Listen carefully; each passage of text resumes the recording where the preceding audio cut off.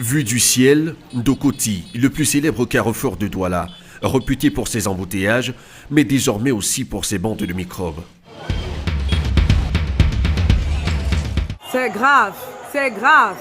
Des bandes de jeunes gangsters, souvent drogués, âgés de 12 à 19 ans, poursuivant des dizaines de riverains sur ces images amateurs. Un soir d'octobre, depuis sa boutique, Collins a filmé ces attaques de microbes. Ils ont agressé les commerçants du quartier à l'arme blanche et les ont pillés. Les gens qui ont attaqué Ndokoti étaient fâchés du fait qu'un de leurs collègues a été battu à mort et personne dans ce carrefour n'a bougé le petit doigt pour éviter une telle chose.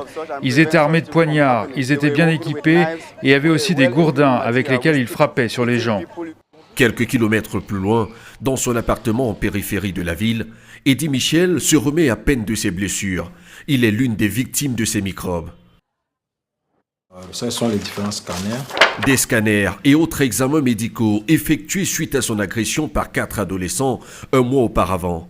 Sur son corps, les traces bien visibles des coups de poignard qu'il a reçus. Son bras gauche est même quasiment paralysé. J'avais emprunté une moto, j'étais passager.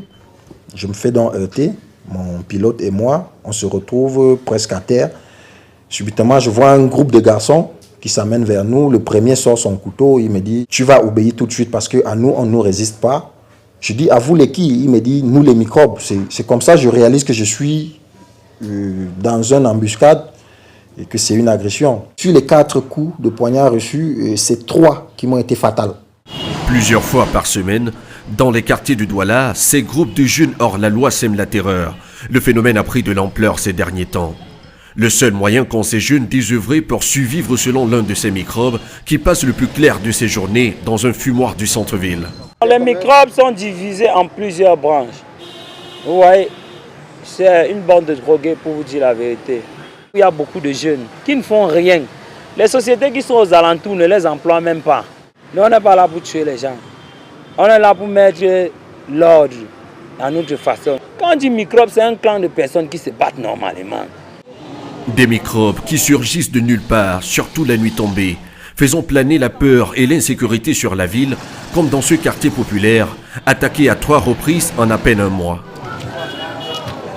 Pour sécuriser ces rues dont la surveillance permanente ne peut être assurée par les forces de l'ordre, de jeunes hommes organisés en comité d'autodéfense sillonnent le quartier, recueillant des renseignements auprès des habitants. S'il y a une information, vous appelez pour qu'on essaye de relayer aux forces de l'ordre. Notre objectif ici est de faire la patrouille tous les soirs, regarder comment chaque point est en train de fonctionner et voir comment le relais va se passer toute la soirée. La population se sent au fur et à mesure rassurée. Une stratégie désormais appliquée dans d'autres quartiers de la ville, ayant permis aux forces de l'ordre d'arrêter plus de 35 microbes au cours des dernières semaines.